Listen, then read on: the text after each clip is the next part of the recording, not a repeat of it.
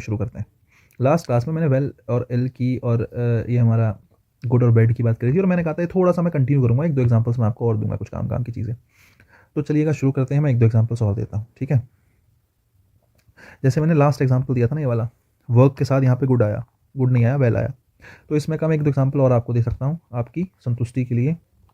Last number 7 था, 8 number देखो। मैं आपसे कहता हूँ जैसे जैसे आई प्ले क्रिकेट गुड या वेल। सेंटेंस नंबर 9 देखो जरा एक बार। Mohan looked after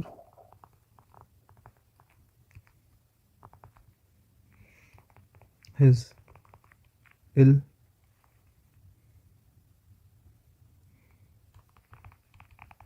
mother.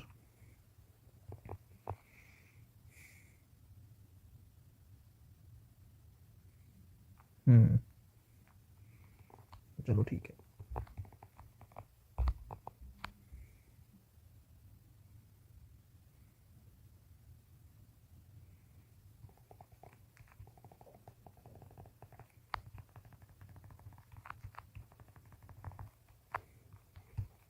देखो भाई 3 सेंटेंस है, जरा देखना।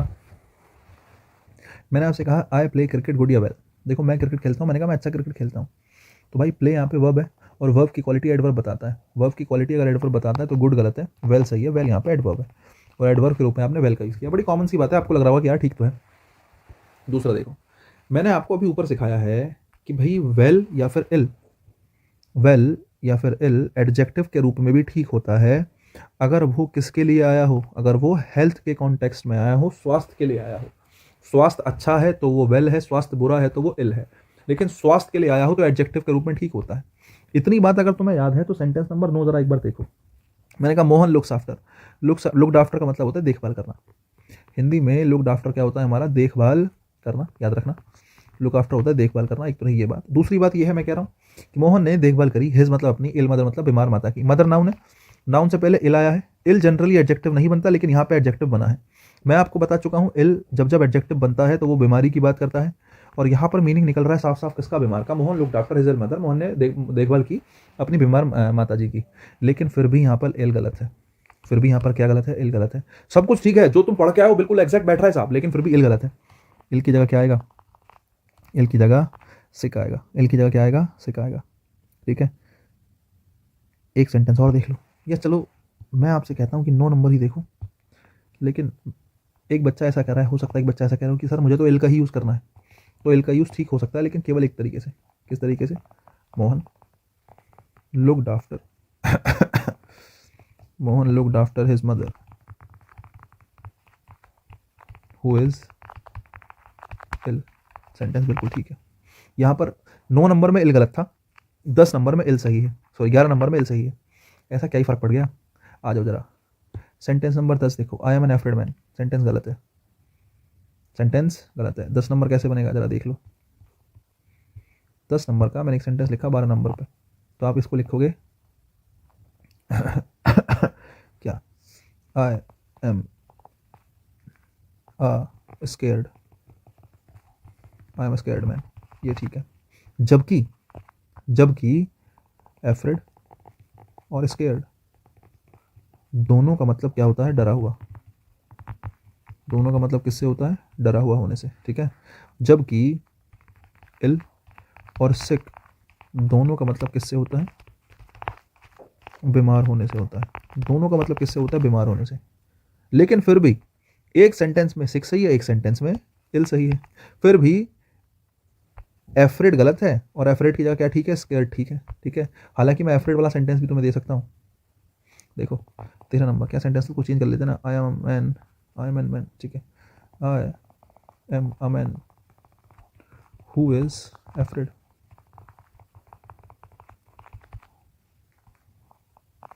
ठीक है, यहाँ पे एफ्रेड ठीक है। तो तुम्हें दोनों सेंटेंसेस में एक पैटर्न समझ में आया होगा कि जब इल को लिख रहे हैं लास्ट में, लास्ट में मतलब इल जो लिखा है वो कौन से रूप में लिखा है, प्रेडिकेटिव रूप में। इल का कौन सा यूज़ हुआ है, प्रेडिकेटिव यूज़ हुआ है। सेम यहाँ पे देखो, एफरेड का यूज़ जो है यहाँ पर कौन सा था, एट्रीब्यूटिव, तो गलत माना, लेकिन यहाँ एफरेड का यूज़ कैसा है, प्रेडिकेटिव है, तो प्रेडिकेटिव यूज़ में एफरेड ठीक है। तो यहाँ से तुम्हें याद रखना पड़ेगा कुछ शब्द ऐसे होते हैं जिनका यूज़ केवल और केवल प्रेडिकेटिव रूप में किया जाता है, ठीक है। ये बात तुम्हें लिखनी पड़ेगी नोट डाल के, मैं नोट डाल देता हूँ, ठीक है। नोट डाल के क्या लिखोगे, नोट डाल के लिखोगे जैसे वेल है, ठीक है साहब, वेल है, वेल के अलावा इल है, ठीक है। एक शब्द होता है शेम्ड, एक मैंने बताया अवेक, एक आप लिख सकते हो ग्लैड, एक लिख सकते हो अस्लीप, है ना, एक लिख सकते हो अलाइव, एक लिख सकते हो अफ्लोट, ठीक है, एक लिख सकते हो अशोर, अशोर होता है किसी से किनारे पर होना, ठीक है। उसके अलावा एक लिख सकते हो एफ्रेड, ठीक है, alike, dot dot dot dot ETC, है ना। ये सभी शब्द, है ना, क्या, ये सभी शब्द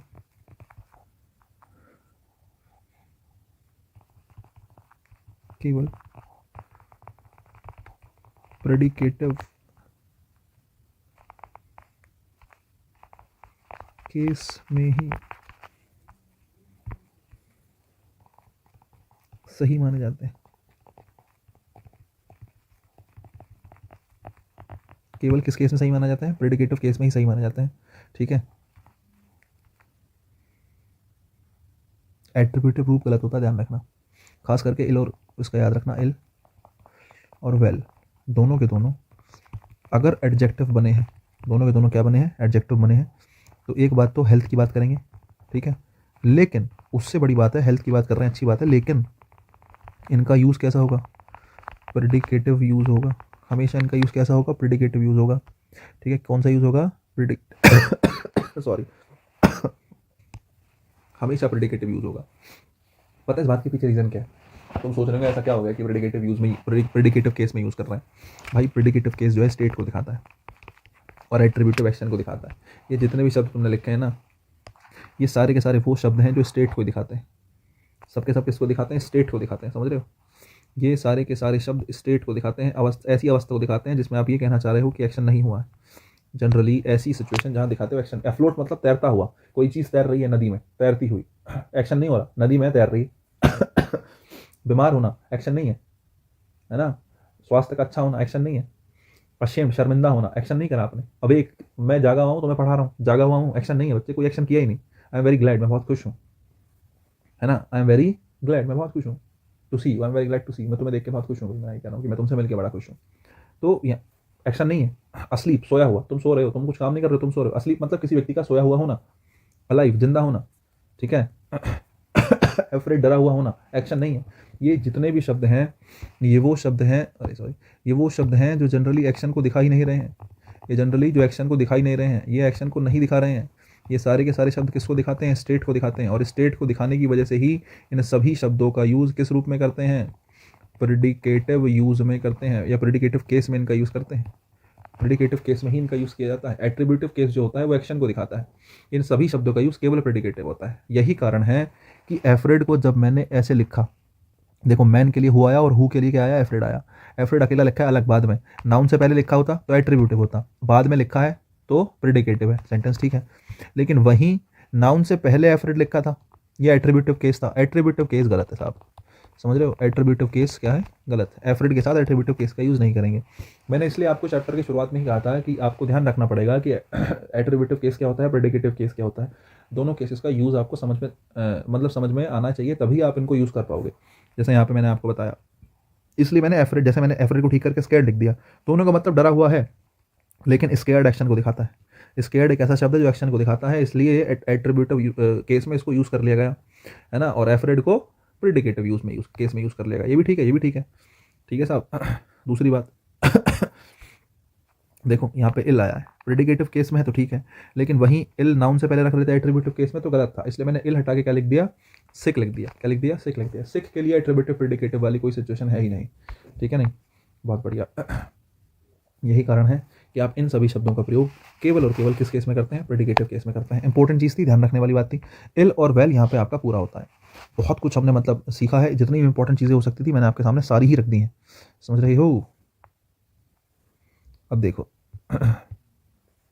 सॉरी, इसके बाद हमारे पास नेक्स्ट आता है मच वर्सेस मैनी। एक तो मच और एक हमारे पास क्या आता है, मैनी आता है। देखो मच और मैनी हम काफ़ी हद तक तो सीख चुके हैं, किसमें, सब्जेक्ट व एग्रीमेंट में, लेकिन कुछ बातें हैं जो मैं आपको अभी सिखा देता हूँ साहब, ठीक है।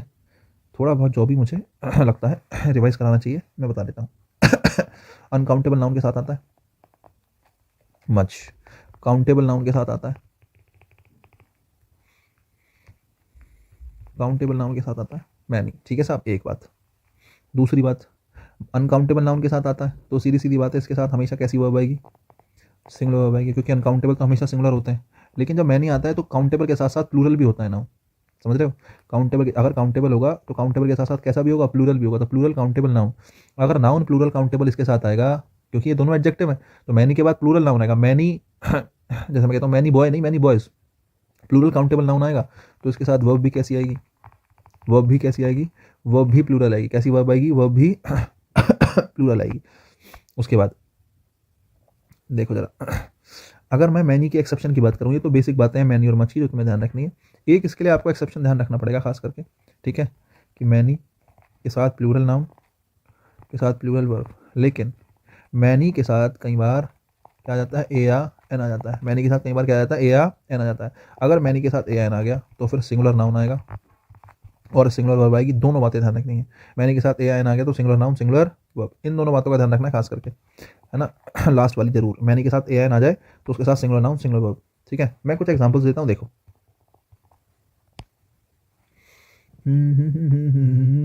देखो एग्जांपल हो सकता है, मैंने लिखा many boys are not afraid of the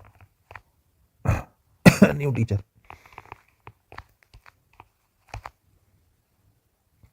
दूसरा एग्जांपल आप लिख सकते हैं कि much sugar is needed to for this, ऐसा लिखो बस, much sugar is needed for this. Many a boy is are absent today. देखो भाई, मैनी के साथ हमेशा प्लूरल नाउन आता है और प्लूरल वर्ब आती है, एक बात ध्यान रखने की। दूसरी बात, मैनी काउंटेबल नाउन के साथ आता है, ये बात ध्यान रखने की है, बिल्कुल ठीक है। शुगर अनकाउंटेबल नाउन है, अनकाउंटेबल नाउन के साथ मच का यूज़ करते हैं, बिल्कुल ठीक है। अगर अनकाउंटेबल नाउन है तो वर्ब भी कैसी आएगी, सिंगुलर आएगी, ये भी बिल्कुल ठीक है। मैनी के साथ अगर ए आई आ जाए तो सिंगुलर नाउन आता है और वर्ब भी कैसी आती है, सिंगुलर वर्ब आती है, इस बात का ध्यान रखना है, ये भी बिल्कुल ठीक है। अगर तुम समझदार हो तो मैं भी पढ़ा के आया हूँ प्रोनाउन में कि एब्सेंट हो गया, प्रेजेंट हो गया, इनके साथ रिफ्लेक्सिव प्रोनाउन का यूज़ किया जाता है। यहाँ क्यों नहीं आया, यहाँ इसलिए नहीं आया बच्चे, क्योंकि इस हमारे यहाँ पे लिंकिंग वर्ब है। कैसी वर्ब है यहाँ पे, लिंकिंग वर्ब है। ये एब्सेंट जो है ना, एब्सेंट एडजेक्टिव है यहाँ पे, क्या है, एब्सेंट एडजेक्टिव है। अगर एब्सेंट वर्ब होता, अगर एब्सेंट क्या होता, वर्ब होता, तो इसके साथ रिफ्लेक्सिव प्रोनाउन का यूज़ किया जाता।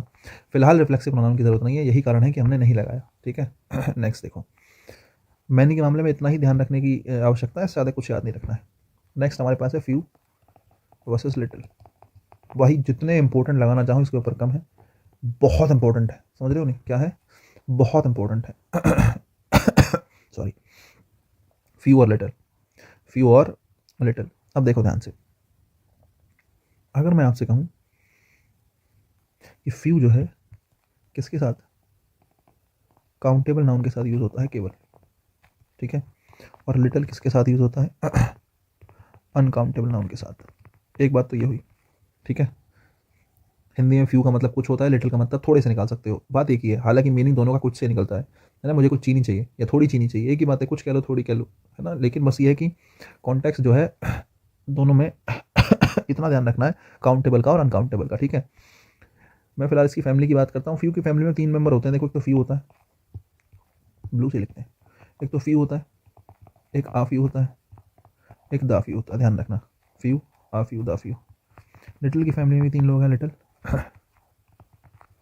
आ लिटिल, और एक होता है दा लिटिल, लिटिल आ लिटिल और दा लिटिल, ठीक है साहब, बहुत ज़रूरी है, समझने के लिए आवश्यक है।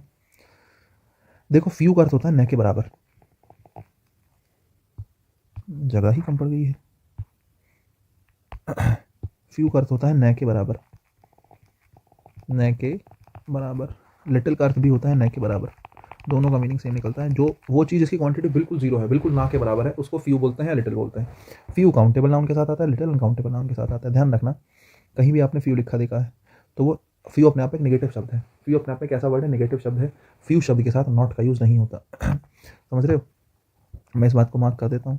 फ्यू और लिटिल के साथ, फ्यू और लिटिल के साथ किसका यूज़ नहीं होता? नेगेटिव वर्ड्स का यूज़ नहीं होता। नेगेटिव वर्ड जैसे no, never, not, dot dot dot dot etc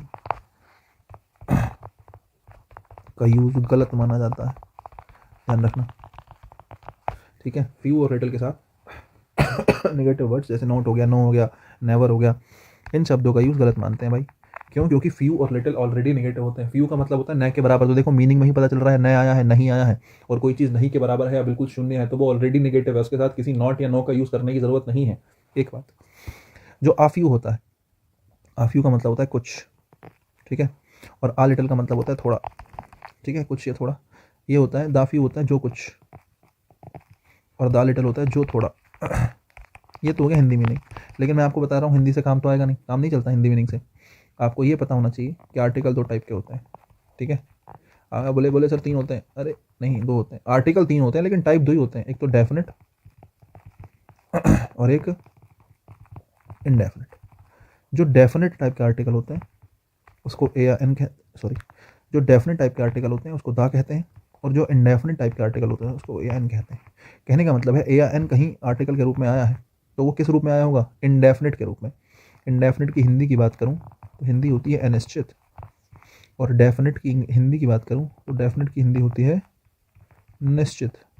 बस, तो फिर अगर कहीं आफ यू आया है तो आफ यू में जो ए आया है उस ए को देख के तुम्हें समझ में आना चाहिए यहाँ पर जो कुछ कहा गया है वो इंडेफिनिट है। समझ रहे हो? कैसा मीनिंग रखेगा? इंडेफिनिट मीनिंग रखेगा। अगर फ्यू से पहले दा लग गया तो वो कुछ तो बताएगा लेकिन मीनिंग कैसा रखेगा? डेफिनेट मीनिंग रखेगा। देखो, फ्यू आफ्यू दाफ्यू तीनों चीज़ें। मैंने कहा मेरे मेरे बिल्कुल दोस्त नहीं है यार, मेरे ना के बराबर दोस्त हैं, तो आप कहेंगे I have a few friends. नहीं, आई हैव फ्यू फ्रेंड्स, आफ्यू नहीं, आई हैव फ्यू फ्रेंड्स। ना के बराबर दोस्त हैं या जीरो संख्या है, बिल्कुल बिल्कुल ना के बराबर दोस्त हैं, है ही नहीं, तो आई हैव फ्यू फ्रेंड्स, ठीक है। लेकिन अगर आप कहना चाह रहे हो मेरे कुछ दोस्त हैं तो I have uh few friends, क्योंकि तुमने जो कुछ बताया है उसमें क्लियरिटी नहीं है किसकी बात चल रही है, कौन से दोस्तों की बात चल रही है, क्लियर नहीं है। ये सेंस इंडेफिनिट है, और इंडेफिनिट के केस में आ फ्यू का यूज करते हैं। अगर तुम्हें किसी तरीके से पता चल जाए कि बात इंडेफिनिट ना होकर डेफिनेट है, कहीं तुम्हें ऐसा पता चल जाए कि बात इंडेफिनिट ना होकर कैसी है, डेफिनेट है, तो उस सिचुएशन में आ फ्यू का चेंज दा फ्यू में कर देते हैं। जैसे मैंने कहा मेरे कुछ दोस्त हैं जिनको मैंने आज पार्टी पे बुलाया है। अब की बार दोस्त डेफिनेट है, दोस्त क्या है? दोस्त डेफिनेट है, वो दोस्त जिनको पार्टी पे बुलाया है, तो इसलिए आ फ्यू की जगह दा फ्यू हो जाएगा। यही फर्क है फ्यू आफ्यू दाफ्यू में। बहुत इंपॉर्टेंट है, नहीं समझ में आएगा तो मुश्किल हो जाएगी। मैं आपको हालांकि एग्जांपल दूंगा तब आपको 100% क्लियर होगा, मैं बता रहा हूँ आज। लेकिन फिर भी देखो, आ लिटल दा लिटल क्वांटिटी को दिखाता है, मात्रा को दिखाता है, ठीक है। नहीं, बाकी यही बात है कि आ लगा है, इस बात का मतलब जो भी मात्रा की बात चल रही है ना, वो कैसी है? इंडेफिनिट है। कैसी है? इंडेफिनिट है। लेकिन अगर आपने लिटल से पहले दा लगा दिया तो जो भी थोड़े की आप बात कर रहे हैं वो डेफिनेट होगा। कैसा होगा वो? डेफिनेट होगा। ध्यान रखना, अगर आपको लगता है इंडेफिनिट मीनिंग है तो ए का यूज़ करो, अगर आपको लगता है डेफिनेट मीनिंग है, अगर आपको लगता है डेफिनेट मीनिंग है तो किसका यूज़ करो? दा का यूज़ करो। इनडेफिनेट मीनिंग के लिए किसका यूज़ करो? ए का। डेफिनेट मीनिंग के लिए किसका यूज़ करो? दा का। इतनी सी कहानी है। बाकी लिटिल और फ्यू आ जाए तो ध्यान रखना ये अपने आप में नेगेटिव मीनिंग रखते हैं, इनके साथ नॉट वगैरह या नॉट इत्यादि शब्दों का यूज़ नहीं होता। अगर तुम्हें ये वाली बात समझ में आ गई, एक सेकंड रुकना जरा, ये हमने जरा यहाँ जो लिख रखा है इसको थोड़ा सा नीचे कर लेते हैं। नीचे करने के बाद इसको छोटे से बॉक्स में बंद कर देते हैं, और बॉक्स में बंद करने के बाद इसको थोड़ा साइड में भी खिसका देते हैं, ठीक है। बढ़िया। अब मैं तुम्हें दो चार एग्जांपल देता हूँ। बिना एग्जांपल के क्या मजा। फ्यू लिटल की बात चल रही है तो पहले तो तुम्हें पता होना चाहिए कहाँ फ्यू आएगा कहाँ लिटल आएगा, ठीक है। जैसे मैं कहता हूँ आई have few a few little a little friends, ठीक है। लिटिल और few a few. Sentence number 2 की बात कर लूँ, I have lost few a few little a little money. तीसरा sentence, I have lost little a little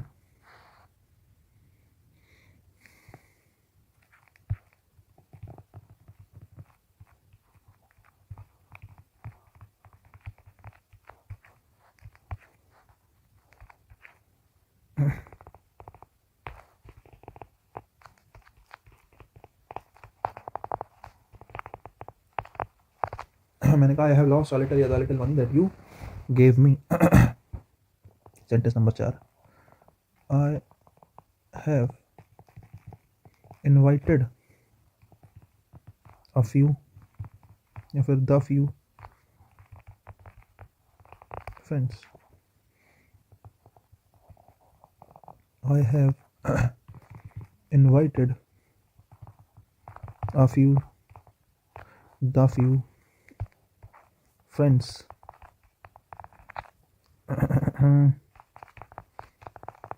who were present in the town।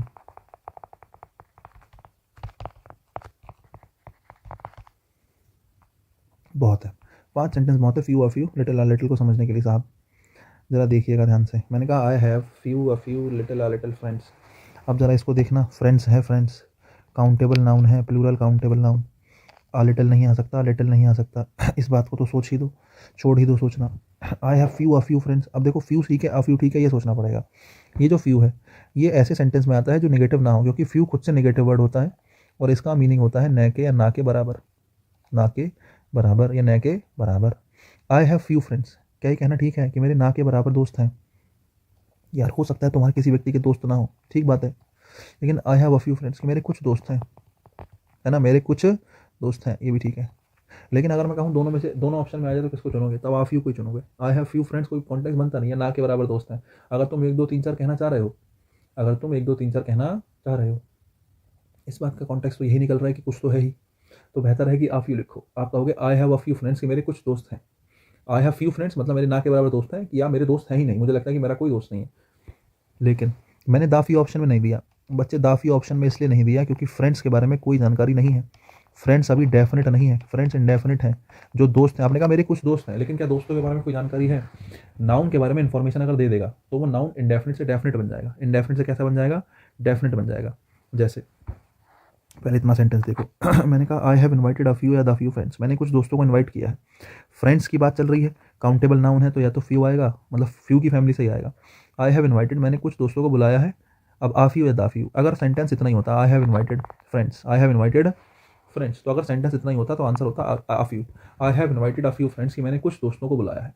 ठीक है, परफेक्टली आंसर था आ few, लेकिन आपका अब आंसर आ फ्यू नहीं है क्योंकि friends who were present in the town, मैंने उन लोगों को, उन दोस्तों को इनवाइट किया है जो टाउन में प्रेजेंट थे। अभी फ्रेंड्स के बारे में इंफॉर्मेशन दे दी है, वो खास करके दोस्त जो टाउन में प्रेजेंट थे। तो अभी ये जो फ्रेंड्स है ना, ये इंडेफिनिट नहीं डेफिनेट हो गए। स्पेशली या डेफिनेटली वो दोस्त जो टाउन में प्रेजेंट हैं, उनकी बात चल रही है। ये फ्रेंड्स डेफिनेट हो गए। जैसे ही डेफिनेट हो गए, डेफिनेट के लिए आफ यू का प्रयोग नहीं करेंगे, गलत है। डेफिनेट के लिए किसका यूज़ करेंगे? दाफ यू का यूज़ करेंगे। यही कारण है कि 5th सेंटेंस में आफ यू गलत है और दाफ यू सही है। नेक्स्ट देखो, सेंटेंस नंबर 2 देखो, आई हैव लॉस्ट मैंने खो दिए हैं few a few little a little money. अगर आपको याद हो तो नाउन पढ़ा चुके हैं और मनी अनकाउंटेबल नाउन होता है। मनी अनकाउंटेबल नाउन होता है तो अनकाउंटेबल नाउन के साथ फ्यू का प्रयोग गलत है और आ फ्यू का प्रयोग भी क्या है? गलत है। मनी के साथ तो आएगा लिटिल या लिटिल, मनी के साथ क्या आएगा? लिटिल या आ लिटिल। तो आई have lost a little money या लिटिल मनी, सोचो यार, बेहतर होगा कि आ लिटिल ही आंसर लगाओ, है ना। आई हैव लॉस्ट लिटिल, हालांकि आंसर लिटिल भी ठीक है। तो आई हैव लॉस्ट लिटिल मनी मतलब मैंने ना के बराबर पैसे खोए हैं, मैंने कोई पैसा वैसा नहीं खोया, मैंने कुछ खर्च नहीं करा, है ना। और आई हैव लॉस्ट लिटिल मनी कि मेरे कुछ पैसे खो गए हैं, है ना, या मैंने कुछ पैसे खर्च कर दिए हैं, ये आप कहना चाह रहे हो। तो आ लिटिल आपका आंसर होगा, फ्यू आ फ्यू नहीं हो सकता है। बाकी एक बात मैं कहूँ कि अगर मैं ऑप्शन में दा लिटिल लिख दूँ तो भाई दा लिटिल किसी कीमत पर आंसर नहीं हो सकता, क्योंकि मनी के बारे में कोई इन्फॉर्मेशन नहीं है। कौन से पैसों की बात चल रही है? तुमने दिए थे, मैंने दिए थे, मेरी सैलरी में मिले थे, मुझे पड़े मिले थे, मुझे मेरी मम्मी ने दिए थे, मेरे पापा ने दिए थे, चाचा ने दिए थे, किसने दिए थे? मनी के बारे में कोई इन्फॉर्मेशन है?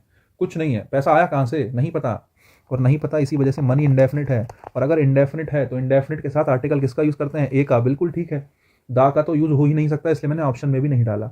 लेकिन वहीं अगर मैं सेंटेंस को 2 नंबर को 3 नंबर में चेंज कर दूं, सेंटेंस बिल्कुल सेम है, मैंने अब की बार फ्यू नहीं लिखा। I have lost a little या the little money that you gave me, मैंने वो पैसे खो दिए जो तुमने मुझे दिए थे। कौन से पैसे जो तुमने मुझे दिए थे, मनी के बारे में इंफॉर्मेशन मिल गई, वो पैसे जो तुमने दिए थे। अब की बार मनी इंडेफिनिट नहीं है, अब की बार मनी डेफिनेट है, ध्यान रखना। मनी कैसी है, मनी डेफिनेट है। और अगर मनी डेफिनेट है तो तुम्हें क्लियरली इस बात का समझ में आना चाहिए कि डेफिनेट के साथ आर्टिकल ए नहीं आएगा। आ लिटिल गलत है, क्या आएगा, द लिटिल आएगा। अगर सेंटेंस मनी तक होता तो आ लिटिल आंसर होता। ऊपर वाला सेंटेंस देख लो, I have lost a little money, I have lost a little money, a little सही होता। लेकिन अगर मनी के बारे में बता दिया, दैट यू गेव मी, वो पैसे जो तुमने मुझे दिए हैं, उस सिचुएशन में भाई साहब कुछ नहीं हो सकता है। उस सिचुएशन में द लिटिल ही ठीक होगा। सेंटेंस नंबर 4 अब तो खैर मैंने सारी बता दी है तो बहुत ईजी होगा। I have invited a few या द फ्यू फ्रेंड्स, मैंने कुछ दोस्तों को बुलाया है। देखो जरा, आफियो आएगा, दाफियो आएगा। देखो इंडेफिनिट होगा तो आफियो आएगा, डेफिनिट होगा तो दाफियो आएगा। अब देख लो फ्रेंड्स कैसा है, क्या दोस्तों के बारे में फिलहाल कोई जानकारी है, कोई जानकारी नहीं है। कोई जानकारी नहीं है तो अनिश्चितता है, अनिश्चितता मतलब इंडेफिनिट केस है, इंडेफिनिट केस है तो आफियो बिल्कुल ठीक है और दाफियो बिल्कुल क्या है गलत है। इसी तरीके से फ्यू और लिटिल का प्रयोग किया जाता है। बड़ी ही आसान चीज़ें हैं, मुझे नहीं लगता कुछ भी इसमें भारी है, समझे, बहुत ईजी है, बहुत ईजी। अगर तुम समझ गए हो तो मैं आपको बता दूं कि हम क्या क्या पढ़ रहे थे। मैं वापस आता हूँ टेबल पे अपनी, ठीक है। देखो भैया, मच भी पढ़ लिया है, मैंने भी पढ़ लिया है, फ्यू और लिटिल भी पढ़ लिया है। अब लेटर, ये जो है ना, older, elder, oldest, oldest, latter, ये सब मैं साथ में लिख ले रहा हूँ, ठीक है। ये जो 5-6 पेयर हैं इनको सबको साथ में लिख ले रहा हूँ और मैं धीरे धीरे करके बताऊंगा इनको एक एक करके, ठीक है साहब। आ जाओ जरा। पेज भी हमारा ऑलमोस्ट खत्म हो ही गया है। शुरुआत करते हैं। जैसे एक शब्द होता है लेटर और एक शब्द होता है लेटर, ठीक है। लेटर होता है बाद में, हिंदी में कहें तो लेटर होता है बाद में, ठीक है। और ब्रैकेट बंद कर दूं तो ये किसको दिखाएगा, मतलब बाद में मतलब टाइम की बात चल रही है। LATTER लेटर होता है बाद वाला, LATTER लेटर क्या होता है, बाद वाला। और बाद वाला मतलब सीक्वेंस की बात चल रही है, इसी सीक्वेंस की बात चल रही है, हमेशा सीक्वेंस की बात चल रही है। दूसरी बात, ठीक है, नहीं, बाद में बाद वाला, बाद में बाद वाला। लेकिन देखो ये जो है ना, अगर तुम बाद में की बात कर रहे हो या बाद वाले की बात कर रहे हो, ये हमेशा दो के लिए यूज़ होगा, क्योंकि कंपैरेटिव डिग्री की बात चल रही है। हमेशा किसके लिए यूज़ होगा, दो के लिए यूज़ होगा, ठीक है। हमेशा किसके लिए यूज़ होगा, दो के लिए। अच्छा एक चीज़ और है, अगर बाद वाला होगा तो पहले वाला भी होगा, है ना। पहले वाले के लिए क्या शब्द आता है, फॉर्मर आता है, ठीक है। और बाद वाले के लिए क्या शब्द आता है, बाद वाले के लिए शब्द आता है लेटर। ध्यान रखना इन दोनों का, ठीक है। अभी मैं इसका सेंटेंस करा दूंगा, कोई दिक्कत नहीं है। इसके बाद लास्ट और लेटेस्ट दोनों सुपरलेटिव डिग्री के शब्द हैं। लास्ट और लेटेस्ट दोनों सुपरलेटिव डिग्री के शब्द हैं। लास्ट होता है सबसे अंतिम, अगर हिंदी कहें तो लास्ट होता है सबसे अंतिम कोई चीज़ है।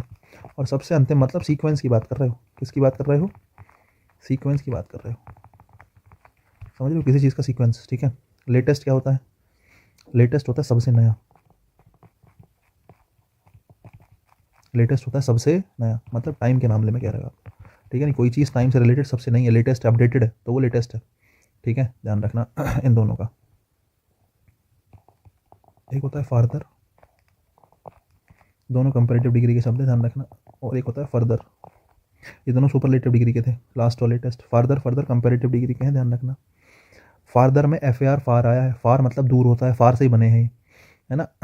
फार्दर क्या होता है, दूर होता है, डिस्टेंस की बात करता है ना। फार्दर हिंदी में कहें तो दूर, मतलब किसकी बात करेगा, डिस्टेंस की बात करेगा, दूरी दिखाने की बात करेगा, ठीक है। जो फर्दर होता है, फर्दर होता है FUR, फर्दर होता है एडिशनल, और, है ना। इंग्लिश में कहें तो एडिशनल, इंग्लिश में कहें तो क्या, एडिशनल। ध्यान रखना, सेंटेंस में यूज़ करूँगा तो ही बेहतर समझ में आएगा, मैं सारे करवा देता हूँ एक बार आपको। लेकिन एक होता है नेक्स्ट, एक होता है नियरेस्ट, ठीक है। नहीं, नेक्स्ट कहता है अगला, अगर हम अगले की बात कर रहे हैं, अगला मतलब सीक्वेंस में अगला, है ना। अगर किसी चीज़ का सीक्वेंस देख रहे हैं तो नेक्स्ट की हम बात करेंगे, बहुत सारे हैं उसमें से एक सबसे इससे अगला कौन है, बोले जी हो गया, तो सीक्वेंस की बात कर रहे हैं। नियरेस्ट आएगा सबसे पास में,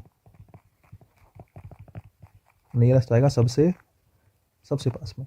और सबसे पास में हम बात कर रहे हैं डिस्टेंस की, किसकी बात कर रहे हैं, डिस्टेंस के मामले में बात कर रहे हैं कि नियरेस्ट जो है वो सबसे पास होगा, ठीक है।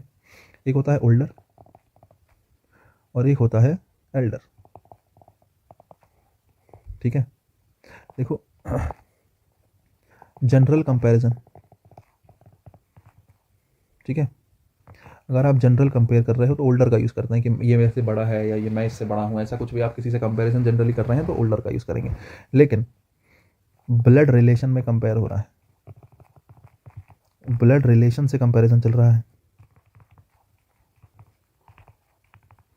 किसी ब्लड रिलेशन वाले से कंपेयर कर रहे हैं कि मैं अपने भाई से इतना बड़ा हूँ या मैं अपने भाई से बड़ा हूँ, ऐसा कुछ है, उस सिचुएशन में एल्डर का यूज़ करते हैं। एक चीज़ और जो सबसे बड़ा प्रूफ हमारे पास है, ओल्डर के साथ देन का यूज़ होता है। ओल्डर देन होता है और एल्डर टू होता है, ध्यान रखना। इससे काम चल जाएगा तुम्हारा, बस इतने से, older than elder to, older than elder to. बाकी ये भी ध्यान रखना, अगर ब्लड रिलेशन है तो एल्डर का ही यूज़ होगा। तुम्हें साफ साफ दिख रहा है, ब्रदर लिखा है, सिस्टर लिखा है, मदर लिखा है, फादर लिखा है। ब्लड रिलेशन है तो एल्डर का यूज़ होगा, ब्लड रिलेशन नहीं है तो भाई ओल्डर का यूज़ करो, बड़ा दिखाने के लिए। बस इतना ही बहुत है, ठीक है, बस इतना ही बहुत है कंपैरिजन के लिए। मैं कुछ सेंटेंसेस लिखता हूँ और उसके ऊपर काम करेंगे बढ़िया। ठीक है, इन सभी से रिलेटेड मैं कुछ सेंटेंसेस आपके सामने लिखता हूँ, मज़ा आ जाएगा, तुम्हें टेंशन ना लो, बढ़िया बढ़िया 2-4 सेंटेंसेस मैं आपको देता हूँ। करते हैं बात। चलो भाई, ओल्डर हो गया, एल्डर हो गया, ठीक है, मैं सेंटेंस लिखता हूँ। एक नंबर से स्टार्ट करता हूँ, अभी तो मुझे पता नहीं पुराना क्या नंबर था। जैसे मैं कहता हूँ, आई am busy today,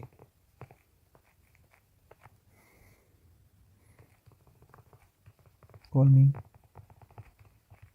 sometime later.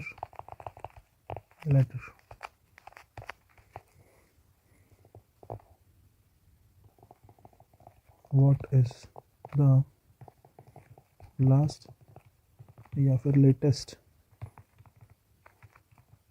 Score?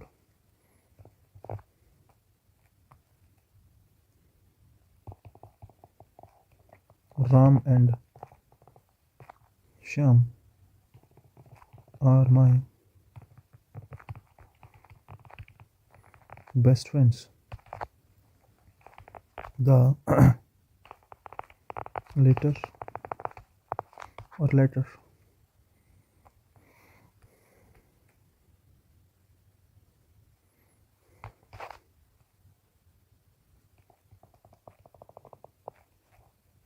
Former is my colleague as well.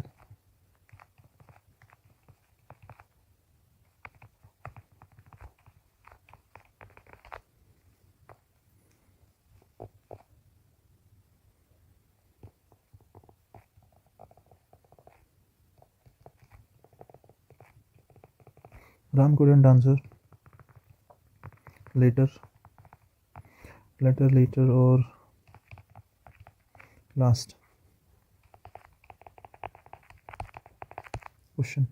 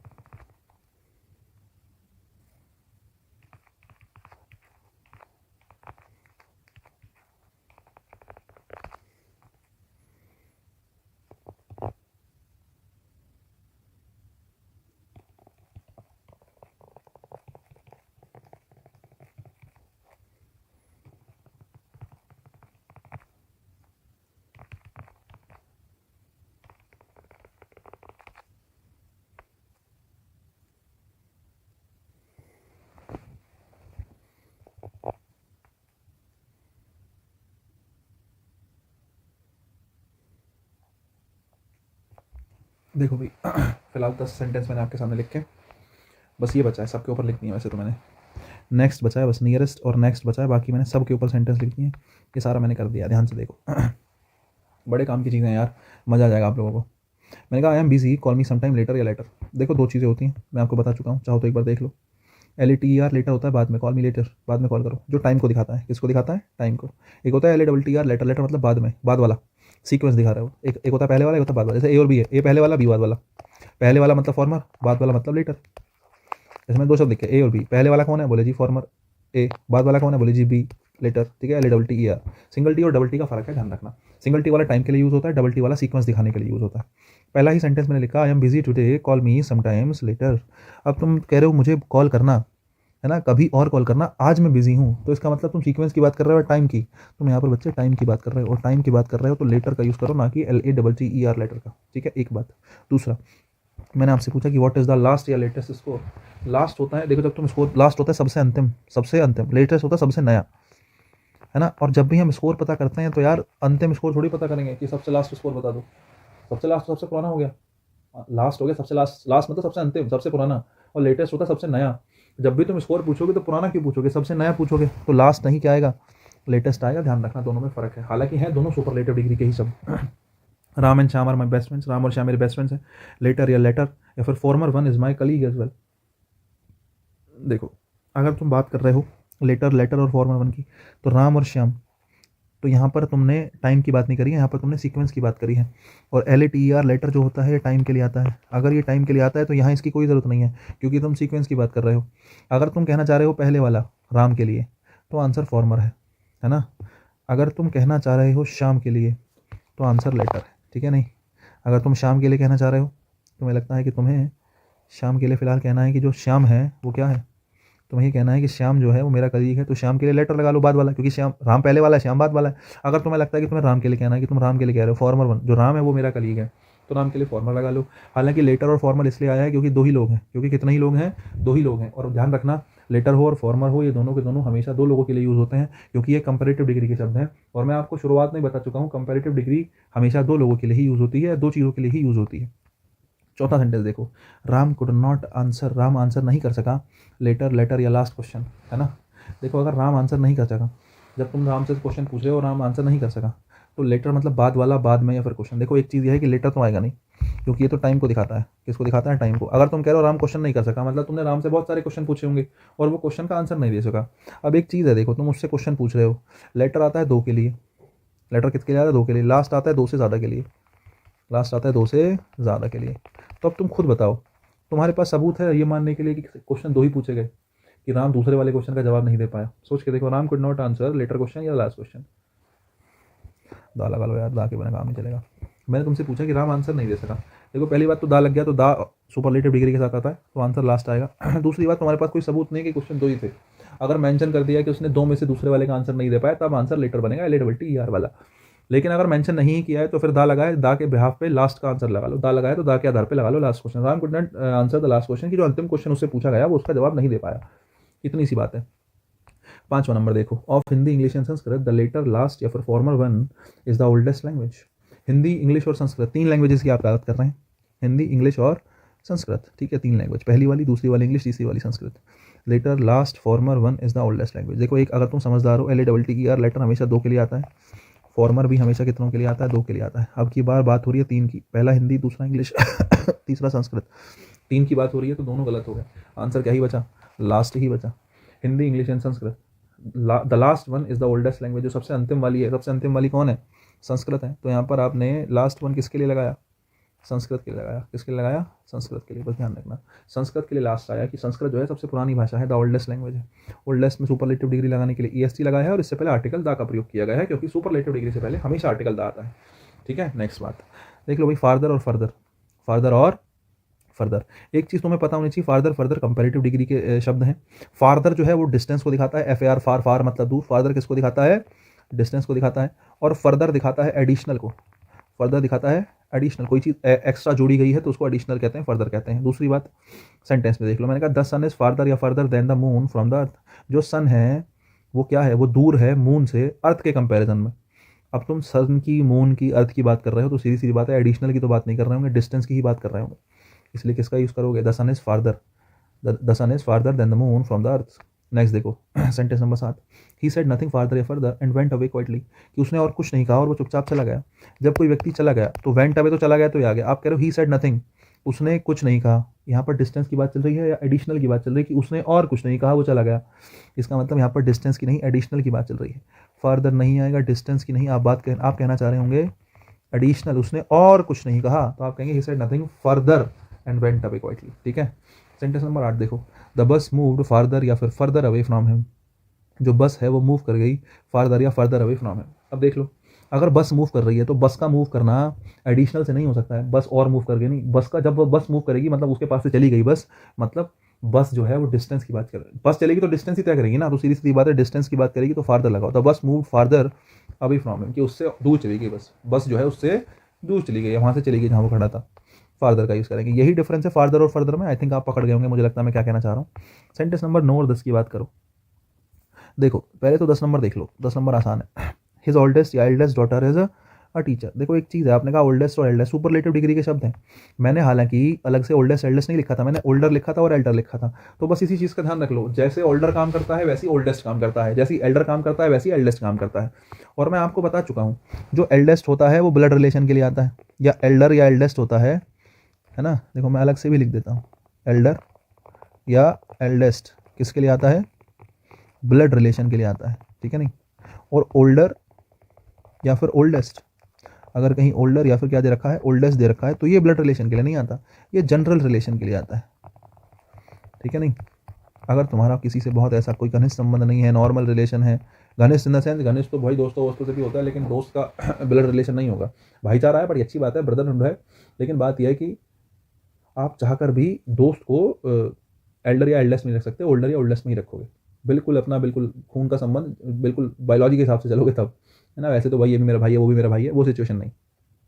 अब देखो, आपने कहा हिज ओल्डेस्ट या फिर eldest daughter is a teacher, कि उसकी जो बेटी है, अब तुमने डॉटर कह दिया यार, डॉटर कहने से बड़ा क्या फिर ब्लड रिलेशन होगा? अगर तुमने डॉटर कह दिया तो ये बात क्लियर है कि रिलेशन कैसा है, ब्लड रिलेशन है। अगर ब्लड रिलेशन है तो ओल्डेस्ट बिल्कुल गलत है, आंसर क्या बनेगा? एल्डेस्ट बनेगा। His eldest daughter is a teacher, ठीक है नहीं। 3 बेटियां होंगी, 2 से ज़्यादा बेटियां होंगी उसकी, तभी तो सुपरलेटिव डिग्री लगाई है। एल्डेस्ट का मतलब सबसे बड़ी, और सुपरलेटिव आई है मतलब भाई 2 से ज़्यादा बेटियां होंगी ही, और उसमें जो बड़ी है, ठीक है, वो टीचर है, आप ये कहना चाह रहे हो। सेंटेंस नंबर 9 बचा, बाकी सारे हो गए।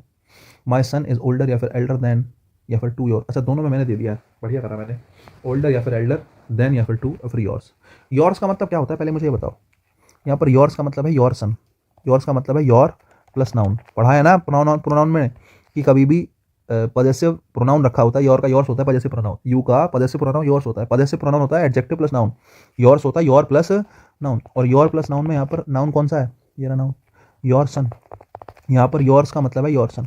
अब तुम देखो तुलना किसकी हो रही है, मैंने कहा माई सन इज ओल्डर या एल्डर देन या फिर टू योर सन, कि मेरा बेटा तुम्हारे बेटे से बड़ा है, आप ये कहना चाह रहे हो। अब मेरा बेटा तुम्हारे बेटे से बड़ा है, तुम 2 आदमी अपने बेटों की बात कर रहे हो, 2 आदमी अपने बेटे की बात कर रहे हैं। अब 2 आदमी अलग अलग है, उनके बेटे मतलब उनका ब्लड रिलेशन कैसे हो जाएगा? तो सोच के देखो, 2 आदमी अपने बेटों की बात कर रहे हैं तो उनका ब्लड रिलेशन तो नहीं हो सकता। अगर उनका ब्लड रिलेशन नहीं हो सकता तो भाई ब्लड रिलेशन नहीं होगा तो एक बात तो पक्की है कि एल्डर नहीं आएगा। नॉर्मल रिलेशन की बात चल रही है ना, और नॉर्मल रिलेशन की बात चल रही है तो आंसर क्या बनेगा? ओल्डर बनेगा। आंसर क्या बनेगा? ओल्डर बनेगा। अच्छा ये वाली बात मैं तुम्हें बता चुका हूँ, अगर तुम्हें याद हो, कि बच्चे ओल्डर के साथ किसका यूज़ करते हैं? ओल्डर के साथ क्या आता है? देन आता है। ओल्डर के साथ क्या आता है? ओल्डर देन आता है, देन आंसर होगा। एल्डर के साथ क्या आता है? टू आता है, ये भी तुम्हें याद रखना पड़ेगा, ठीक है। मैं यहाँ फिर से यहाँ कर देता हूँ, ओल्डर के साथ हम किसका यूज़ करते हैं? देन का यूज़ करते हैं, और एल्डर के साथ किसका यूज़ करते हैं? टू का यूज़ करते हैं। हालांकि मैं ये चारों बातें आप लोगों को बता चुका हूँ, ठीक है, बहुत बढ़िया। ये वाली बात हो गई, तो अब बात कर लेते हैं थोड़ी सी किसकी, नेक्स्ट की, इसके बारे में बात कर लेते हैं, नेक्स्ट के बारे में। आ जाओ जरा, मैं सेंटेंसेस लिखता हूँ, थोड़े से 10 हो गए थे ना, 11 12 13, 11 नंबर देखो जरा। मैं आपसे कहता हूँ विच इज़ द नेक्स्ट या फिर nearest, which is the next या फिर नियरेस्ट रेलवे स्टेशन। एक बात मैं आपसे कहता हूँ, दूसरा सेंटेंस 12 नंबर में, विच इज़ द नेक्स्ट या फिर nearest station from, your from your house. ठीक है साहब, एक तो हो गई ये बात। 12 के बाद 13 नंबर और ले लो, एक सेंटेंस चलो। क्या कि वेयर विल द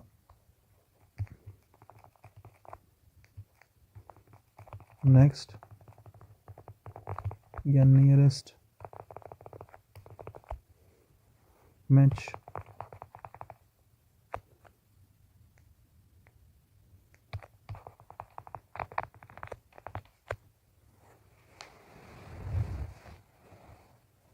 ठीक है, 3 सेंटेंस मैंने आपको दिए, आंसर नहीं करा रहा हूँ टेंशन ना लो, लेकिन एक चीज़ है, पूछो क्या।